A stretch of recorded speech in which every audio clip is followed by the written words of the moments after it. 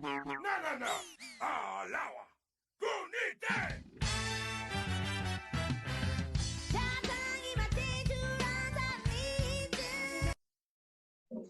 can ignore the 4 there. This is episode 10, but we needed the music. We cannot start a show without having Jello Rocks. Do you think, like, if we were WWE wrestlers, that would be the entrance? That would be the entrance music. Like, I'm certain of it. If I ever wrestle for WWE, that would be my entrance music. It'd be great. Tag team, Matt Rebo and Phill Plotholes.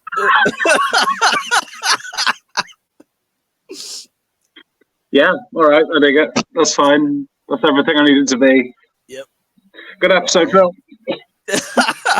Yep, there we go. We're done. It's a remarkably short episode, but we'll be back for a longer one next week. Hello, welcome back to the Sith And Scoundrel podcast, and good afternoon for once, rather than late at night. The stars were aligned that we both have a day off and both have, well, I say day off, time off.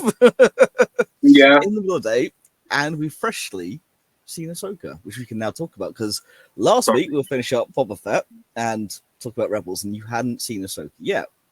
Didn't say anything. Now, here we are, first 3 episodes in, 5 more to go, and yeah, this show's a little bit good. Oh, it's so good. It's like so good. Yeah, it's great. It's incredible. It's Star Wars that feels like Star Wars. 100%. As I said to you before we hit record, that if you like Star Wars, you'll love this. If you love Rebels, you're gonna get it, because this is Rebels season 5. It really is. There's no 2 ways about it. Yes, it's building up to the Empire and all the rest of it. Yes, we know where it's going with the rest of the Mandoverse stuff, but this is, I mean, it's the reason why Filoni's written every episode. Like, he knows the characters best. This is why he's doing it, and it's translated even better than I thought from animated to live action, because it's the first time we've had a proper, here is an animated show become live action.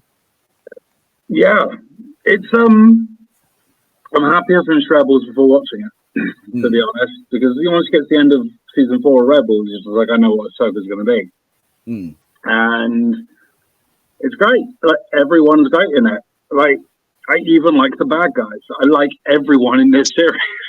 Yeah. There's no one I dislike yet, which is awesome. It's so good because everybody's great. Everybody's great. Even like the Sith guys running around are great. They are, and what I love, that the whole thing's even brought together the fact that Kevin Kiner has also done the soundtrack for it. Which, of course, he did the soundtrack for Clone Wars and Rebels. So he's only done animated stuff until now, but it's that lovely bit of continuity that's continued across. That scene with Sabine going down the Lothal Highway to what's like Star Wars punk, I was like, this is I've been scouring Spotify for it since. It's so cool. It is so cool. And were those E-Wings? Yes, they were. We have canon E-Wings now. Like, yes. Those are E-Wings. Oh my God. Yeah. Big fan. Real big fan of it. Like, really big fan so far. It's fantastic. It's very good. It's Star Wars without being on Tatooine, which is nice. It's a nice change of pace and not being in a desert for once. But you also have the fact they've had Rebels, so all the set designs already been there. All the actual this is what Lothal should look like, and they've got it absolutely nailed. It looks great. Yeah, correct. It looks great. The Loth Cats are fantastic. They are. We've seen. I was just like, oh God, it's beautiful. Yeah. I was really gelling with it and love all of it. And then a friend of mine pointed out to me the guy who plays Ryder is the guy who voices Mr. Krabs. Yep, that's right. But to be fair, he also voices Ryder in Rebels. So it's another one. Why did everyone translate over except for Ashley Eckstein? One thing was like, and Vanessa Marshall. And Vanessa Marshall as well, because Vanessa Marshall voices Hera, whereas now got Mary Elizabeth Winstead doing live action. Ewan McGregor's wife, isn't it? Because of Obi-Wan. I think, being Hera still looks a bit off, I think. That's fair. I can't put my finger on it, because the Twi'lek that appeared, is it The Mandalorian? Or was it Book of Boba Fett? The purple one. Yeah, the Twi'lek. She looked amazing. It's Mando. That's season 1, I think it is. That's the Prison Break. She looked. Oh no, the other one. It's kind of purpley coloured. Where was she? Or are you thinking of the Cantina owner? I think the Cantina owner. Yeah, I think it's Cantina owner. Book of Boba Fett. She looked incredible, and I don't know. Hera looks weirdly cartoony, and I know that's strange to say because it's an adaptation of a cartoon to live action. I think it's the eyes. A lot of people are saying that. I think it might be the eyes. They're a little bit too green, but it's such a nitpicky detail. The rest is so good, but she has the body language down. And what I love about this is the cast. The casting has been spot on so far. Really, and the facial expressions and stuff. Yeah, no, she's a very good Hera. Yeah, I mean, Natasha as Sabine has just nailed it. Absolutely nailed it. She has all the nuances down, and she's hands down my favorite so far. I mean, I love Sabine anyway. It's why my cat's named after her, but this is different. She's got it perfect. Just really want Zeb to appear and Callus. That's what I'm really hoping for in the next 5 episodes. I want Zeb and Callus. Even if it's just a brief cameo on a New Republic ship, I think they'll have an appearance somewhere. Yeah, I mean he appeared in Mandalorian, didn't he, for no real reason. Yeah, it's going to be Hera probably pop up going, right, Thrawn is coming back. We need everyone who has fought him before. We can't do it by ourselves. Who knows Thrawn? Okay, Zeb, obviously, and Callus worked for him. So those are good people to bring in to tackle the problem of Thrawn coming back with a giant-ass hyperspace ring, which I absolutely love. Oh, can we get Rex back? Oh, 100%. I need Rex. I need Rex to appear in this. That would be sweet. Like, Rex would be really cool to come back. Anyway, so absolute spitballing theories. So episode 1 was quite a long episode, wasn't it? Episode 1 was 51 minutes or something like that, because the first 2 episodes totaled up to an hour and a half, and it felt like it, but in a good way. It was a proper, here is Rebels, but live action. Here's the characters, but in a non... They introduced everyone without introducing them in a really just cracking way of, you need to know these characters. Here they are, done. Get on with the story. Well, it kind of threw you straight into it, didn't it? With Ahsoka going through that temple. The HK assassin droids were amazing. Yep. Really liked the HK units. The moment they turned up, I was like, oh, they look great. They look properly great. And that self-destruct was no joke. No, that was proper self-destruction. It was ridiculous. It's the nuclear option. It's like a case of, okay, we're buggered. Right. Yeah. Time to, level a city. I absolutely love that they've made the mistress from the Mandalorian like a Night Sister. Morgan Elsbeth as a Night Sister is perfect, yes. I'm 100% down with this. Okay, we now have a live action connection to Dathomir, which is obviously more in Phantom Menace, but that was cool. That was a good story beat. I liked that. Right, we briefly touched on it at the start. Marek. Yes. Marek. That Inquisitor, is it an Inquisitor? Is it not an Inquisitor? Do you have your theories, or...? Well, all I know is that Sam Witwer was credited in the first couple of episodes without being named. I don't know if he's been credited as named as Marek in this, but I think it is Sam Witwer doing the voice. Different name on this one. Yeah? It's Dave something. Okay. So I don't know. So is this the Starkiller theory that's quite prevalent at the moment? I doubt it. I mean, what I like more is the fact that the Night Sisters dabble in necromancy.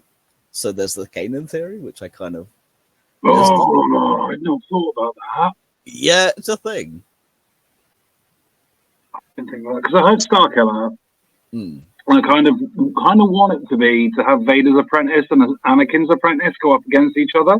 I quite like that from like a dynastic point of view.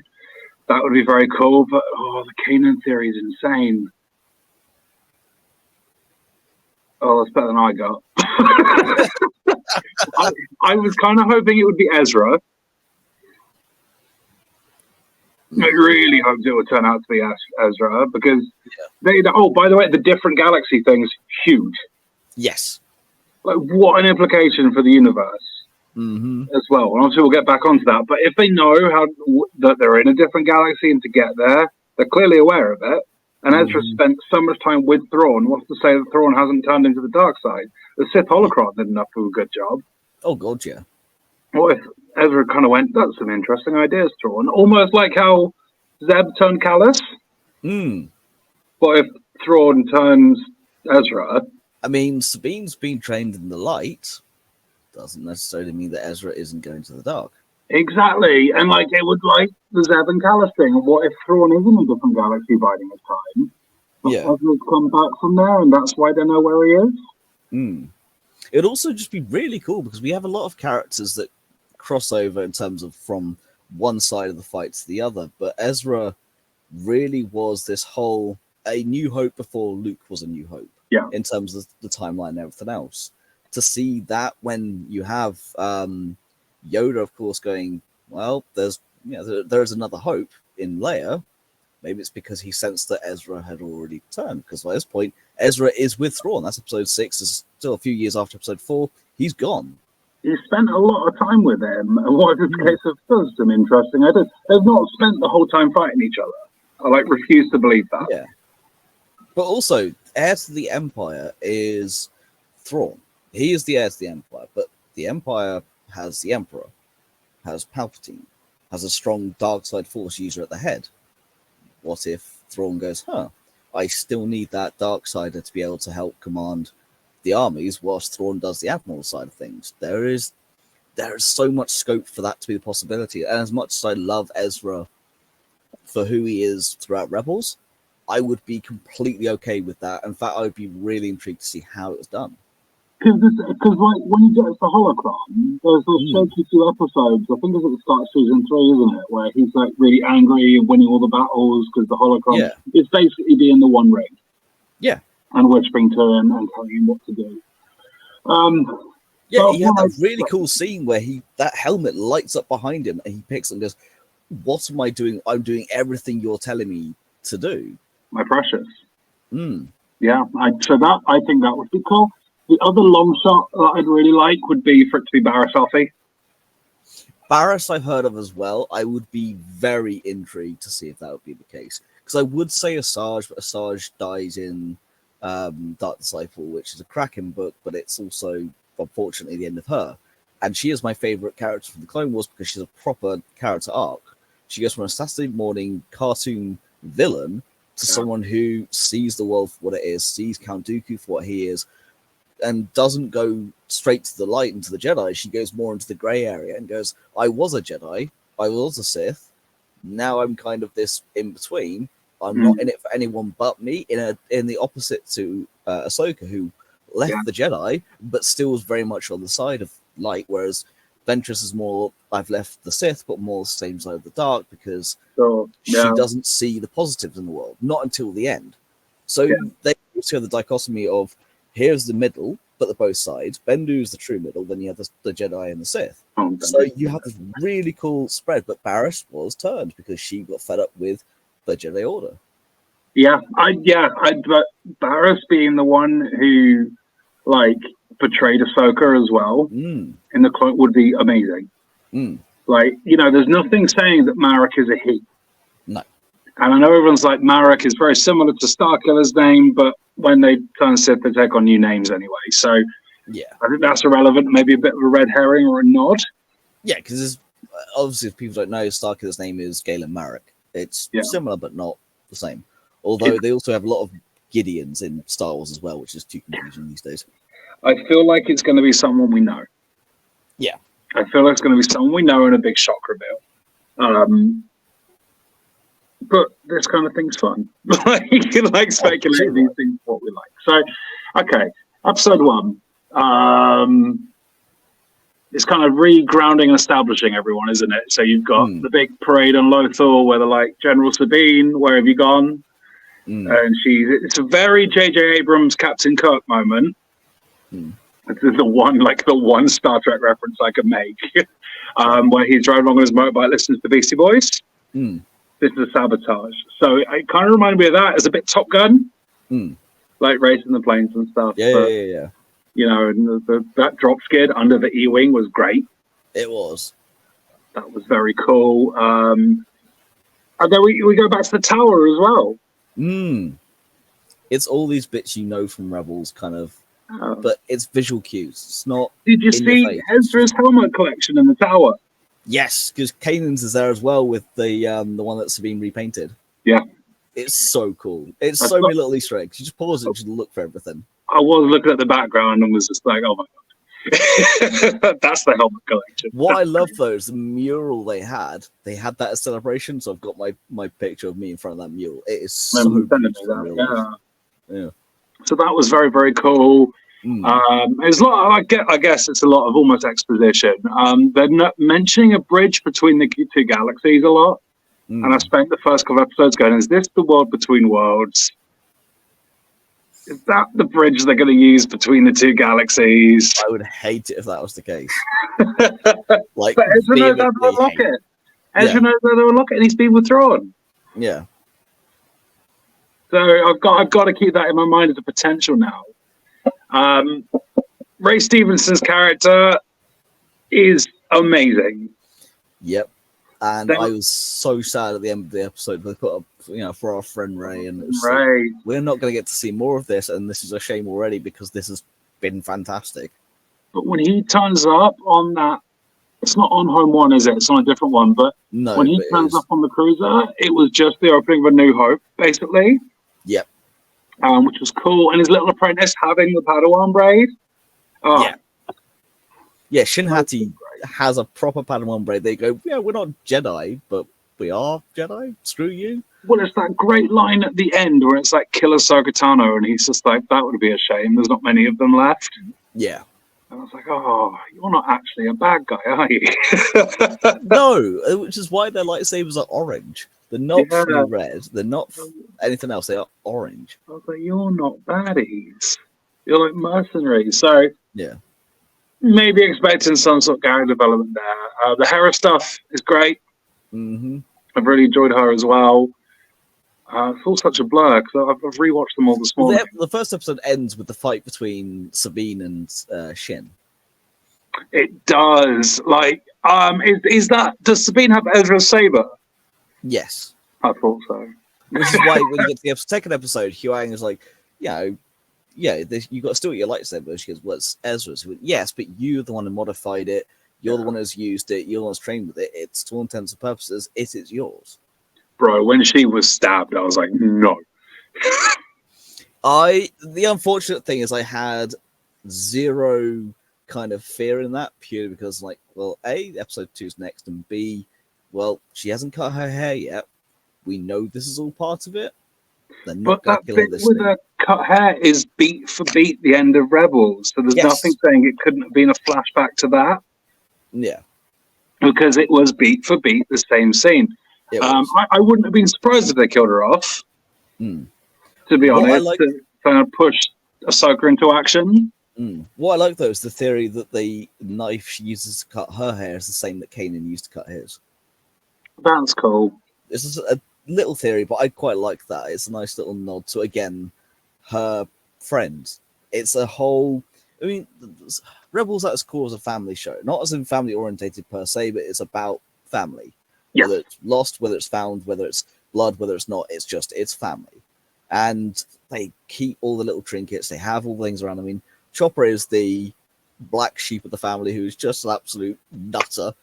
And then we get to see him finally do Chopper things in live action in episode 2. It was... I like that you can understand what he's saying. Yeah. Like, it's Dave Filoni's voice through a vocoder or something, like really heavily affected. But have you looked under the battery compartment? Oh. Like, no, I have not been through your things. I know. Have you been going through my things? Have you looked at the battery compartment? Oh. But what I love, though, is he twirls lobs it and then flexes when he gets it as well. I was kind of nervous to seeing how they were going to do Chopper, and then seeing the Phantom in action was very cool, and him doing things like that, just throwing it all out. And I'm pretty sure that was AP5 as well when they landed on that planet. It wasn't. It wasn't AP5. No, AP5 is black.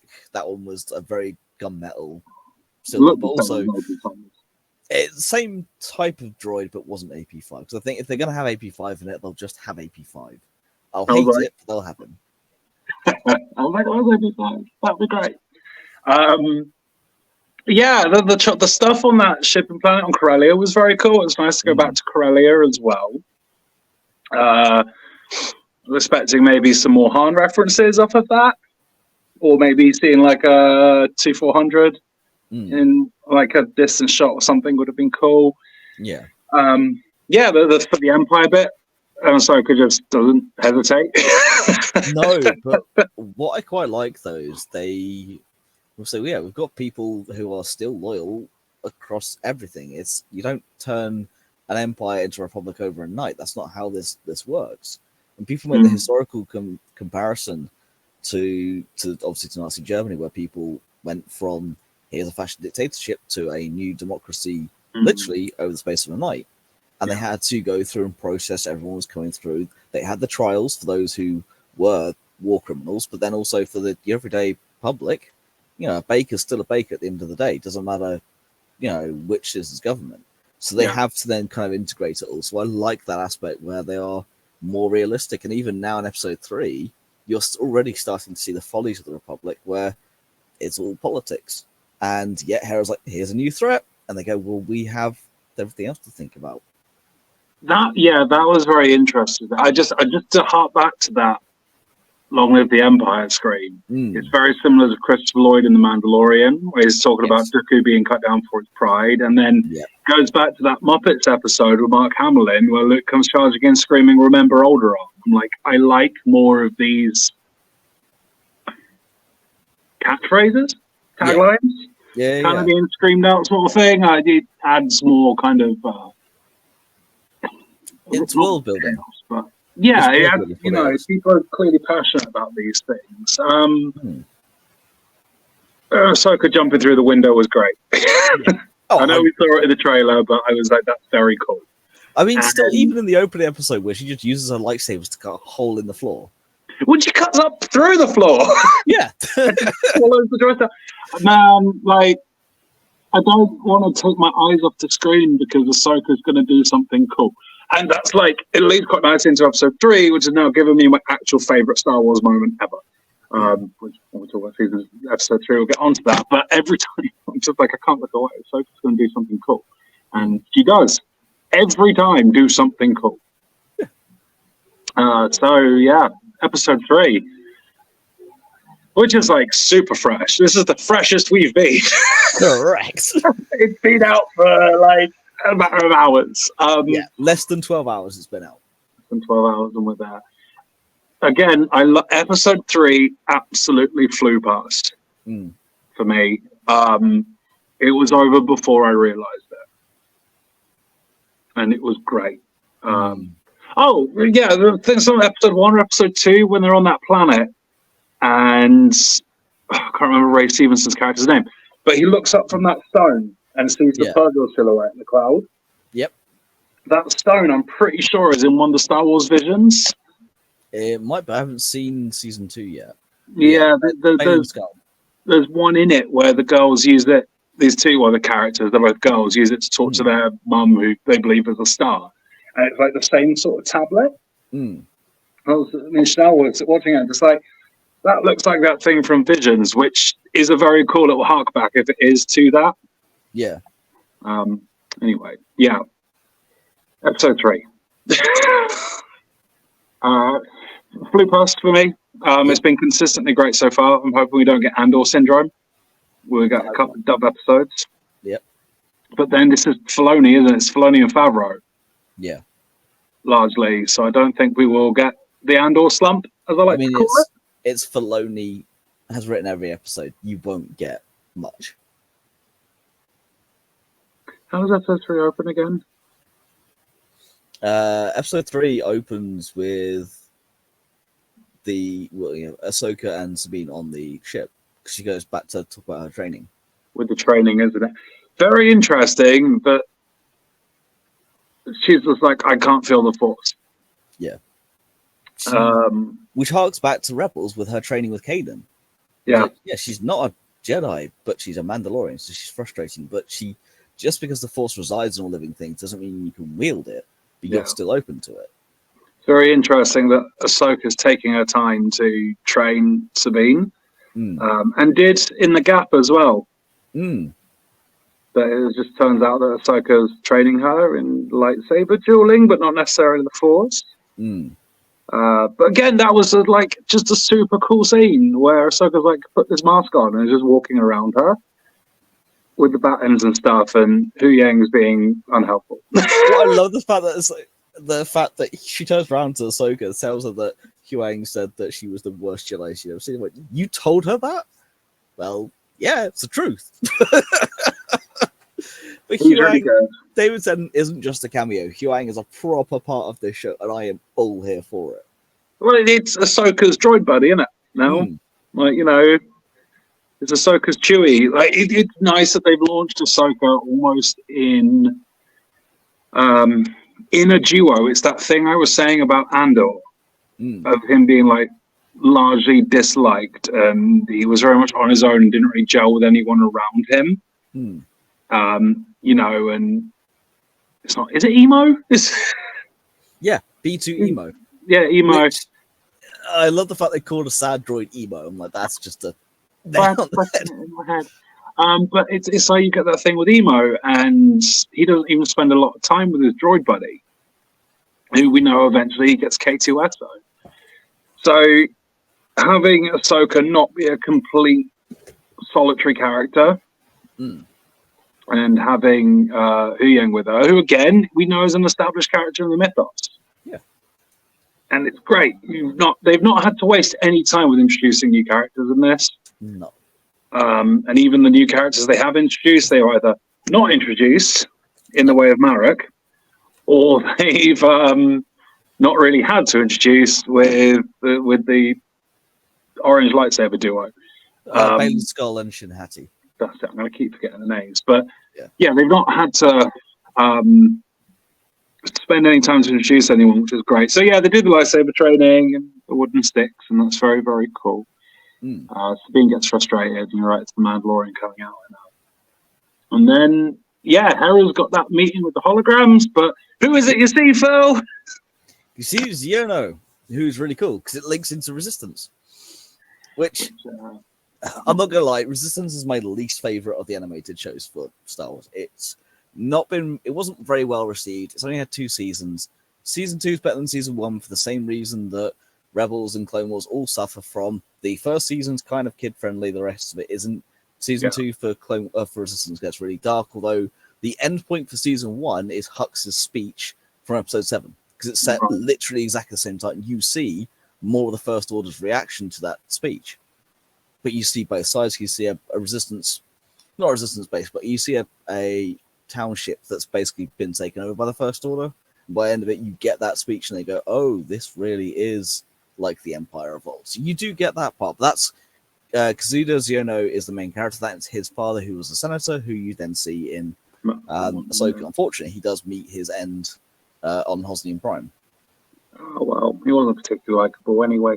I quite enjoyed I was fighting the war while you were waiting for which side to join, or waiting to see who came out on top. That was great.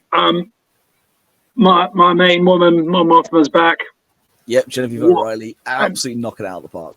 Absolute linchpin in the universe. They've made Mon Mothma into being, which I love. Yeah, because they're really underlying her everywhere. It was great to see her back again. She's taken 3 lines of dialogue in Episode 6, which the Bothans obviously is the most famous, and made her into a proper, as you say, linchpin. She's a very pivotal character. Well, now that we sadly don't have Carrie Fisher anymore, we need that kind of character to tell these stories in this time period. I was hoping for like a CG Leia or something, or some mention of Leia. When she was like, oh, we're here, got a meeting with the heads of the New Republic. I was hoping, even Mon Mothma being like, apologies, Senator Organa couldn't be here.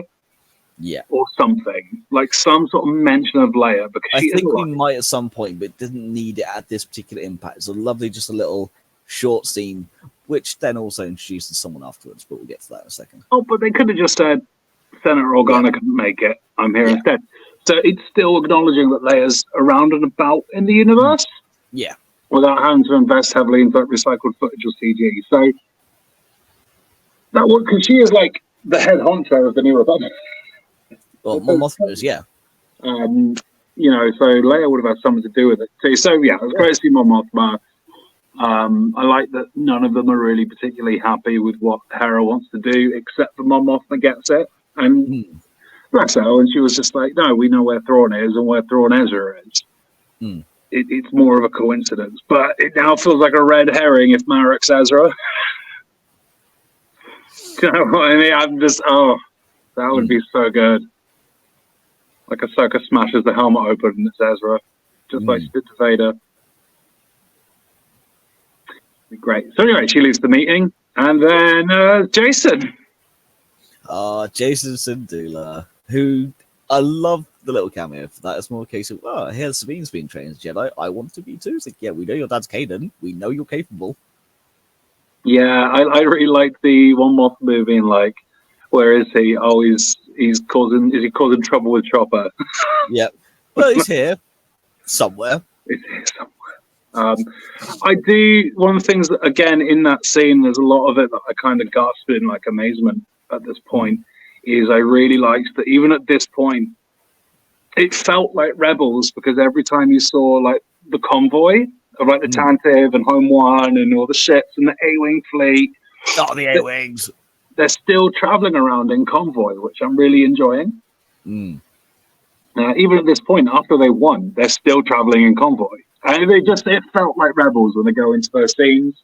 Do you know what I mean? They go past the Corellian transports and Tantive and things. Yeah. That was very cool. The A-Wings looked great. The squadron of them. They were fantastic. It's a very Rebels thing, isn't it? It is with Phoenix Squadron, but not only that, though, it fits this show is set not long after episode 6, and it fits that bill perfectly of the transition period from here's the Empire to the New Republic, here's where the Mandoverse is. It kind of is a lovely, the visual themes are a transition. The story is to a point, but everything is not focused on that. It's more focused on Thrawn and the Empire and everything else, but you can see visually this is where it's going to as a nice way again. So yeah, if someone watches from episode 1 all the way through episode 9 and watches all of the shows in between, they'll be able to very easily kind of pick up where things change as they go along. And you'll have that more with Acolyte next year for the High Republic. And it's going to be, again, another cool, interesting transition period. I think it'd be cool. I like that. Yeah, I can see what that one review I meant being like, this promises to do with the sequel trilogy. What Clone Wars did for the prequels. Yeah. I can kind of see it happening. Yes, same. I can see them really dropping some bombs in this that will almost recontextualize 7, 8, and 9. When we kind of get around to Heir it. to the Empire with Thrawn's going to set up the First Order so that you know where they come from for episode 7. That's how it's going to be. And that will change things. I really liked the spaceship fight. Oh, that was fantastic. The ships, the mercenaries are flying. I like really throaty V8 sounding things. Yeah. They were very cool. They were super cool, man. And I thought during that fight, the fight was great. When the wings were like, I can scan it, just get me closer. Yeah. And it's like, oh, interesting. What is it? Oh, nothing yet. I'm not finished. He was great. Yep. When they went through the ring, I thought they'd made the jump and were floating about in another galaxy afterwards. Yeah. That's what I thought had happened. That was a very cool sequence. That was a super good sequence, which now led to my favorite Star Wars moment. Go on. Which is when they go through the ring and they're floating dead. We've got no guns. Can you fix the ship? I've got an idea. And Ahsoka gets on a spacesuit stands on it and ignites the lightsabers. My God, did I sit there for about 36 seconds just screaming at my TV going, no, she didn't. No. Yeah. And then fighting the spaceships. And I was just like, my God, that's what I mean. Every time Ahsoka's on screen, she does something cool. And that was possibly the coolest Star Wars moment for me now. It's just like, I'll just fight these spaceships with my lightsabers. Yeah. It's just really like she flips out the way of one and cuts the wing off another. And what I love is the fact that when Sabine notices that she's been yeeted, she's like, where Ahsoka? She's like, yeah, I'm here. Kind of give me a hand, get back in, will you? She floats by the window. Like, let me in. I love that. I just thought it was so cool. But that's so Rebels, though. That sense of humor is such what the show was about, as well as being a good Star Wars. It was a funny show. And that's in the serious of the moment, here is your little bit of humor of just Ahsoka floating past the window going, help! Get back in. But, I mean, if we go back to what I said about Andor, when I said it was joyless, it was humorless, it didn't feel like Star Wars to me. Here's Ahsoka with the injective humor in it, and it feels very Star Wars. Yes, it feels like Rebels, but in the same way, it feels like Star Wars. The chopper sass, the Ahsoka being like, "Can you let me in?"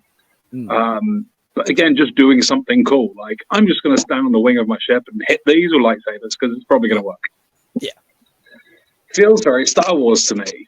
Yeah, and the humor injections as well. So. It's now my favorite Star Wars moment. It's so good. Then we get to the Purrgil. Outstanding. Absolutely outstanding. My God. Yeah, it's just so cool. It really is. And it's annoying, actually, to a point that in this show we've had more cool moments and more kind of epic space fights than we've had in most of the sequel trilogy, because you still got episode 8 and episode 9 has a lot of cool stuff in it, but you kind of I like this. I like this a lot. It's just been what it needs. See, but saying that, episode 7 is one of my top 5 moments, which is where Black Squadron coming over the water to march the Resistance. Oh God, yeah, that's still epic. I really love that from a visual standpoint, and like the music to it, the March to the Resistance and stuff. So it does have some stuff, but this, I mean, as a big X-Wing player yourself, as a very pivotal member of the community, Phil, E-Wings being canonized are great. How cool is Ahsoka's ship? Oh, I want one. I need one X-Wing for many reasons, but it's so cool. Not touched on that yet. Very reminiscent to the B-Wing episode of Rebels for me. Yeah. Similar colors, the way it spins on its axis and stuff. So part of me was like, that's a throwback, but lovely ship. Oh God, yeah, it's awesome. Super nice ship. In fact, although to be fair, it does lead to my one kind of grievance with the episode. Was the fact that Sabine wasn't very good as a gunner. She's like, oh, you're just rusty kind of thing. It's like, well, no, this is a Mandalorian. Yeah, I understand if she's a bit rusty when it comes to the lightsaber training and everything else. So she's not a Jedi. Whereas she's a Mandalorian. Her entire thing was built off being good with weapons and explosives. I didn't quite gel with the fact that she wasn't very good and needed help with the gunning. I feel like I would have also accepted the cool moment had Sabine got out on the wing of in a spacesuit and did something with thermal detonators. Yeah. I would also have accepted that as a cool moment. Yeah. Which would have felt... Because I was waiting for her to use some sort of explosives in that fight. Yeah. And so I agree. I do agree. I was just like, come on, you're going to blow something up now. That's kind of your thing. But also had the very Star Wars moment of, I've got one. It's like, great kid, don't get cocky. It's happened a few times, but I like it. It's a very Star Wars trope, and I am here for it every time. It was good. Yeah, I was hoping she'd do something more with explosives, to be honest. Yeah. What else is amazing? The Purrgil. Lead the Purrgil, Phil. I spoke about the wing sabering. The Purrgil, cool. I mean, it's obviously this is something that was introduced in Rebels first and foremost.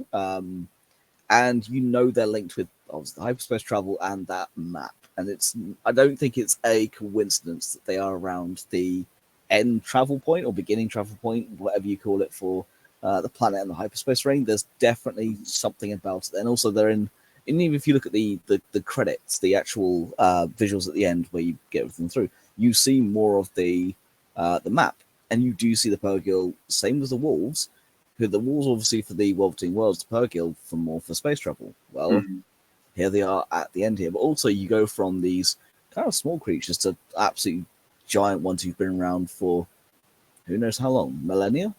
You never know. It's cool to see, and then also you then have the chase through them, where Sabine and Ahsoka managed to lose the Shin Hati and Maruk and the fighters in the Purrgil. Yeah. It's a really cool thing. They obviously bring it down into the forest clearing, turns Huan back on and goes, scanning? You mean what have I missed? You mean the very it made me say out loud, what a coincidence, as they hide their red ship in the red tree. Red forest, yeah. I think I might have, I've been watching it by myself, but I think I may have said out loud, that was fucking lucky. What a coincidence. Your bright red ship can hide under the bright red tree. I like them. It weirdly felt like an episode of Blue Planet when you see them up close. And I don't think the real scale or the magnitude of them, I didn't really feel until this episode. Yeah. I didn't really feel it in Rebels. Like, it's quite hard to, I think. Yeah. You don't really sense it until you get to the very end where you have them on Star Destroyers, because you know the scale of a Star Destroyer.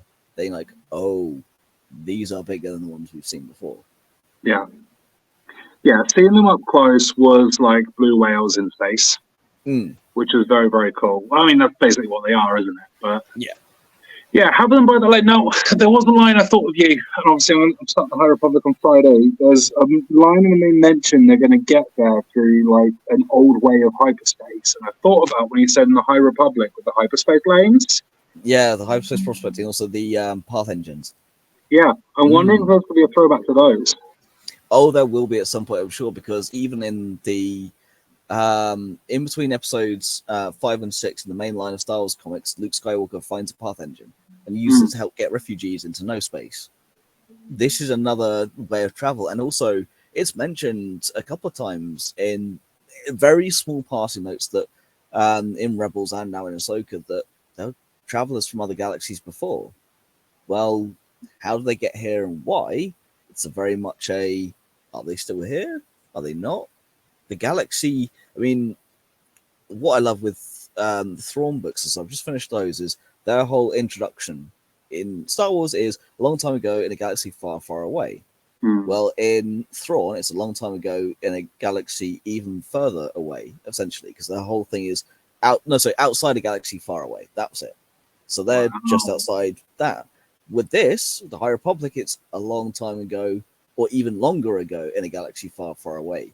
With this, it's now then a long time ago in a different galaxy far, far away. It's gonna be. Also, by the way, speaking of that, can we just hop back to the beginning of episode 1 with the red crawl and how fucking cool that was? Like, to have a Star Wars crawl again, properly done. Yes, I mean, oh God, there's so much that happened in these 3 episodes. Yes, it was very cool to have a crawl. I like that, Ahsoka was just like a Jedi Knight, Ahsoka Tano, and I was like, oh, how dare they? Yeah, with Grand Admiral Thrawn in capital letters, so you know who it is. It's like, yes, this is what I've been told. This is what I mean. Oh, yes, give me more of that.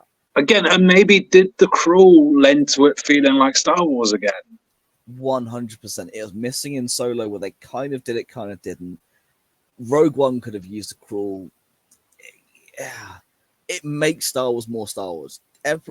Star Wars has a few things that make it what it is, in terms of you have the opening crawl, you have it scanned down to a planet, you then have John Williams usually for the theme, you have tropes here and there, and that opening crawl it is key. Yeah. And when you get to Clone Wars, you have the narrator doing it instead. Didn't the narrator do Ahsoka? No. No, there's no. Why do I think the narrator did Ahsoka? No, because I watched Bad Batch as well. And the narrator does the it's opening of Bad Bad Batch. Batch. So Yeah, I watched to link. Bad Batch before I watched Ahsoka. That's why it was just really on the tip of my head. I was like, oh, they had narrator didn't. So he does that did the for opening of Bad Batch. Clone Wars to Bad Batch, yeah. Yeah. So I'm not really enjoying that. Yeah, also, the opening to Bad Batch is legitimately just Revenge of the Sith. Yeah, it is, but it really surprised me that it had the narrator on it. Yeah. But I watched it so close to Ahsoka. Yeah, that is kind of blended in there. But so you thought Ahsoka had it blended a bit. Yeah, so they land on the planet of the Red Trees. Yeah. And then, like, the Night Sister. Oh, what? I love that she's a Night Sister. Yep. My God. Well, she's not Mother Talzin, but... Nope. But an entire galaxy where we have an entire planet of goth witches, we end up going back to Tatooine. Nope. I know. There's cool planets out there. So yeah, and obviously it ends with them going find them, doesn't it? And that's where it all kind of stops. Which I was surprised the episode cut that. It felt a lot shorter than it actually was. Yeah, still 32 minutes. Yeah, I wanted more though. But I think it's because the first two are so long that we kind of... It's almost maybe. So I think the big connotation on this one is there's a new galaxy. And what is this gonna be? Like suddenly making like the Night Sister a thing? Is she gonna be somehow responsible for Palpatine's return? It's gonna be an entire mix of things, but again, it could well be. Moff Gideon's cloning mixed with Night Sister abilities. Bit of magic, yep. Could that be a thing that would suddenly make episode 9 okay? Yeah, because Thrawn coming back going, right, this is how we're gonna bring our Emperor back. Yeah, and I think the connotations of a new galaxy is actually massive. Oh, it's huge. It is. I can't even state it enough because everything we've ever learned about Star Wars is all contained within one galaxy. Even it's just outside it, but that's it. It's just in one space. I mean, could Snoke come from that galaxy? No, not really, because Snoke is just a failed Palpatine clone. But it could be from the technology from that. But this is it. Like, you know, I think because in sci-fi, it's very easy just to be like, oh, another new place or a new place or what have you. But you really think about real world connotations. If we went to a different galaxy, there would be different species there. There would be different technologies, different way of life, and even life itself could be different. Yeah. And then I know they're like, we pinpointed them to this galaxy, but actually, a galaxy is a massive place. Which is why I thought when they went through the hyperspace ring, they transported when they were just like, oh, we can't find them. Where have they gone? I thought they triggered the ring because the speed that they're flying towards it.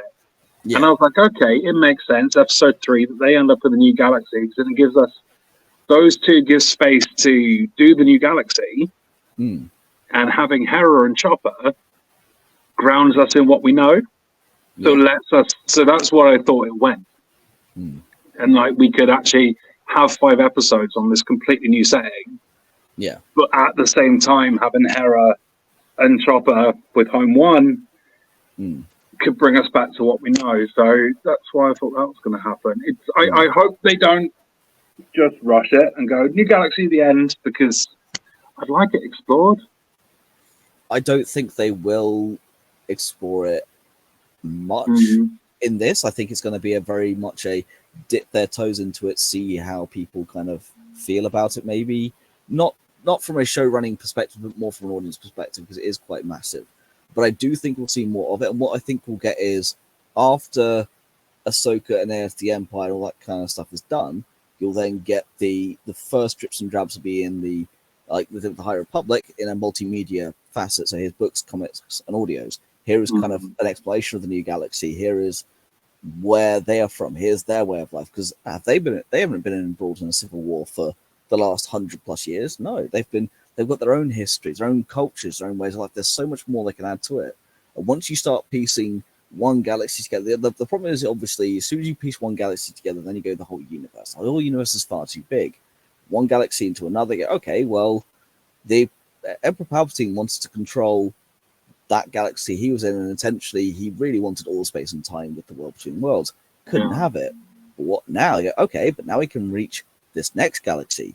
Well, the next biggest threat after the Emperor. So I'm going, okay, not only can I now control this galaxy, I want that galaxy as well. And it brings about a whole new set of conflict. It's so interesting to see where they go. Also, do you have Force users? Does the Force even exist in that side?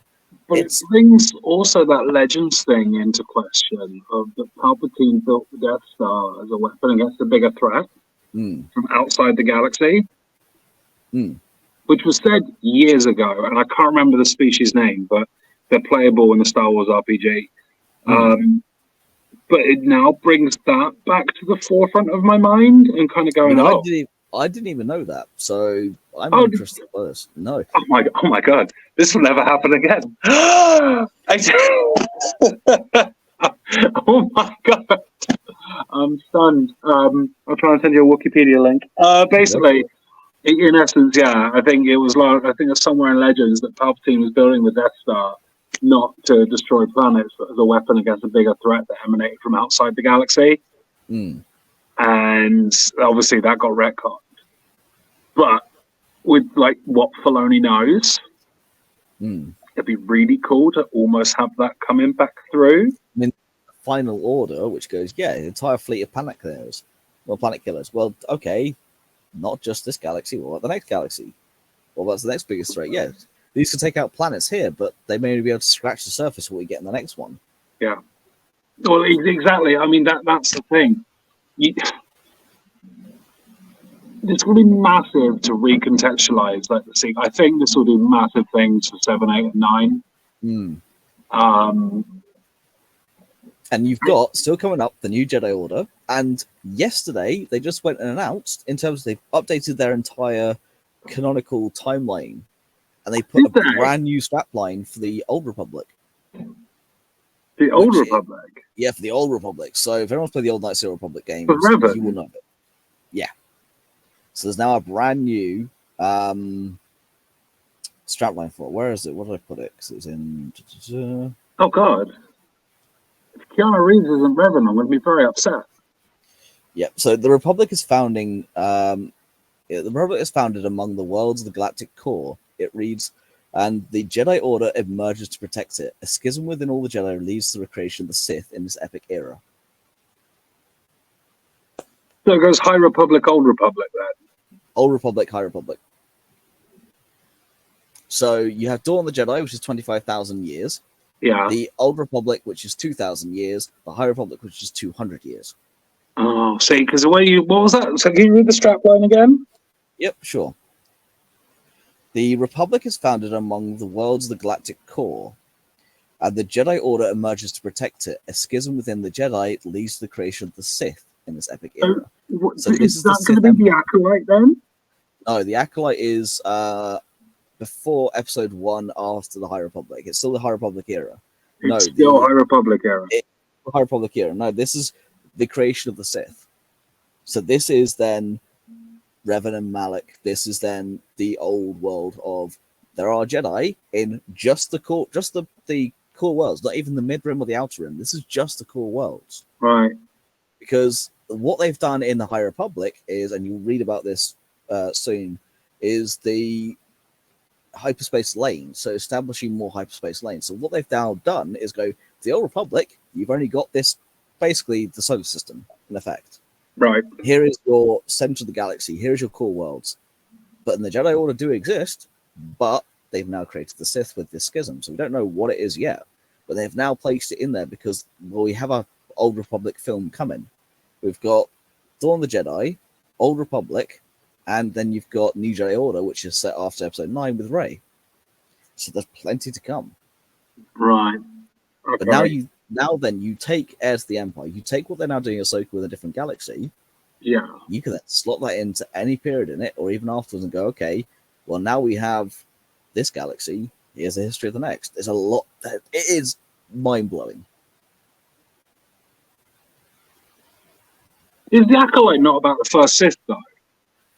No, the Acolyte is about a Dark Force user. We don't know the specifics yet. My theory is it will lead to Darth Plagueis, who then, of course, leads to the Emperor. Yeah. So this will end up being the tragedy of Darth Plagueis the Wise eventually.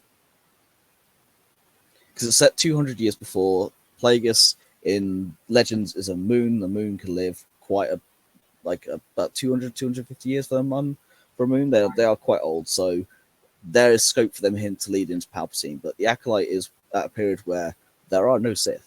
The Sith have been dead for 1,000 years. Right. Okay. Okay, I'm with you. Well, that should be quite good. I was really excited to see where Ahsoka goes. I do think in the next episode, which is episode 4, which is halfway through, I think we get Thrawn.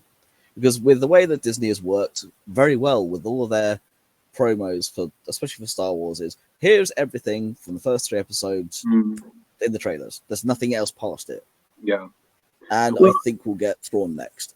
It would be nice to get Thrawn to give us decent screen time with him. I wish my hair would stop falling on my face. It would be good to get Thrawn to get decent screen time because he's such a good bad guy. That'd be really a shame to leave him for like the final 3 episodes. Yeah. And I feel like we've had enough exposition and story settling now that it's the right time to bring in the big bad.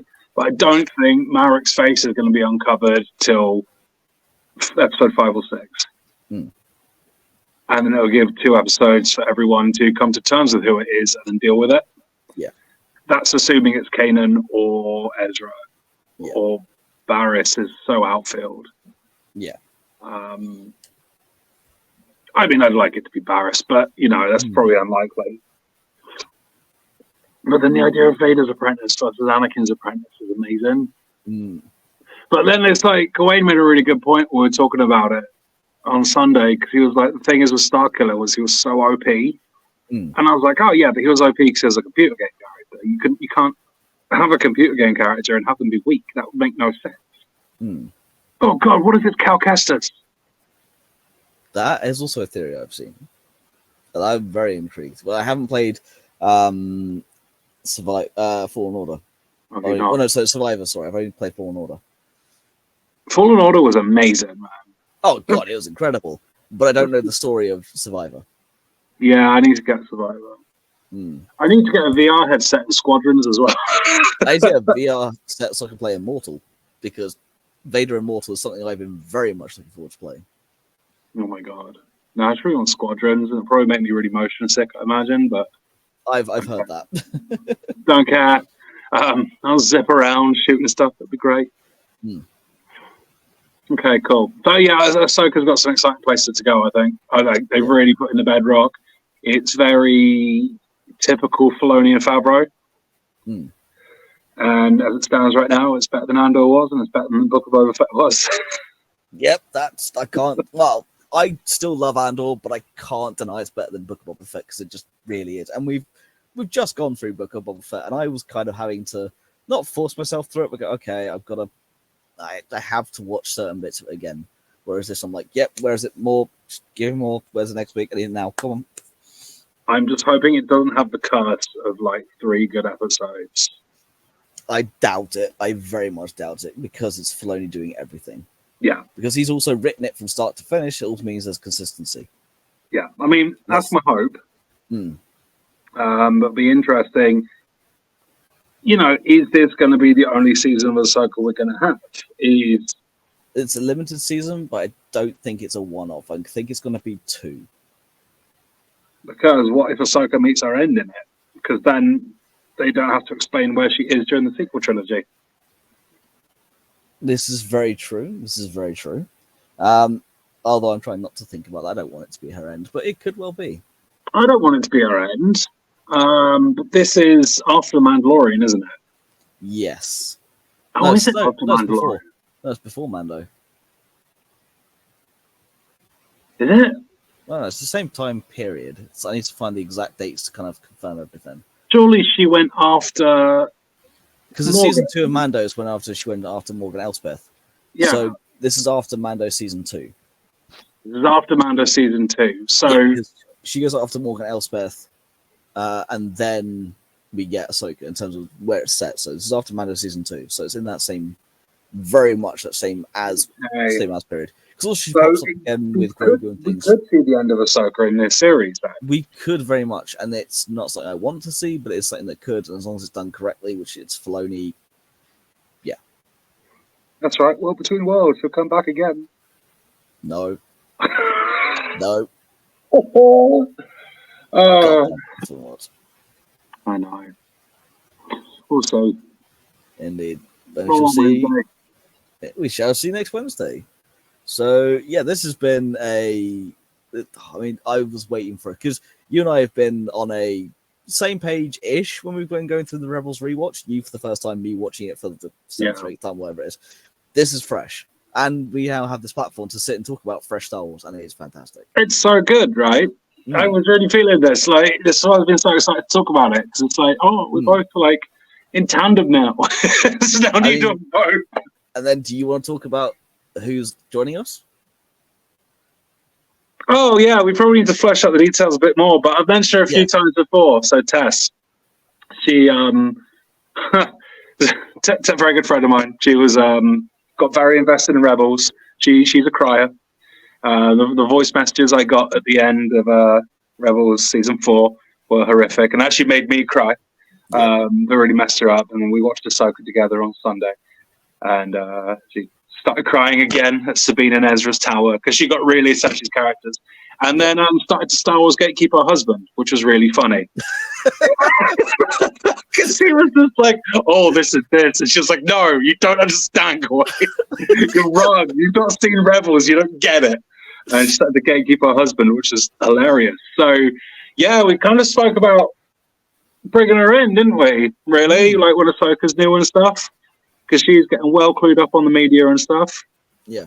And is very much into it. And there's that dynastic force chain at the moment in that she comes to me with questions. Yep. And I go to you with questions. Yep. And so, yeah, I think we're working on bringing the third now. He's a very emotionally vulnerable Canadian. It's all right. I've had a very emotionally vulnerable French woman next to me for the entirety of Rebels and Ahsoka, who's also been crying her eyes out and making me cry my eyes out as well for certain bits. But no, Tess will be good. It'll be good to add to the channel. She loves Star Wars very much. And she's a reader. So she's read that Asajj book. Dark Disciple? Yep. That's the one. She's currently reading Lost Stars. I actually haven't read that one, so I might read the list. So she's currently reading that as well. So she's a big reader. So her grounding is really, I think, going to mean a lot in the novels and stuff as well. Yeah. And she's currently doing her first rewatch of Clone Wars. So once we get organised, obviously not today because there's only 2 of us and it's a Wednesday afternoon. Yep. I've got to go exist after this as opposed to crashing and drinking coffee. But we're looking to have her in and it'll be really good because I think get a first perspective and it's someone who is just absolutely jazzed as much as we are about Star Wars. Looking forward to it. Yeah, we're good, man. Are we all right? Especially on the reading front because you know me and my Star Wars books especially, so that's going to be this is it. Like it's another aspect, isn't it? It's something I don't necessarily engage with. There's another aspect of someone that will. Mm-hmm. And again, with all of these things, it's always good to have like a third opinion. Yeah, I think we will personally agree or disagree or whatever. So it's going to be good. It'll be really good, I think.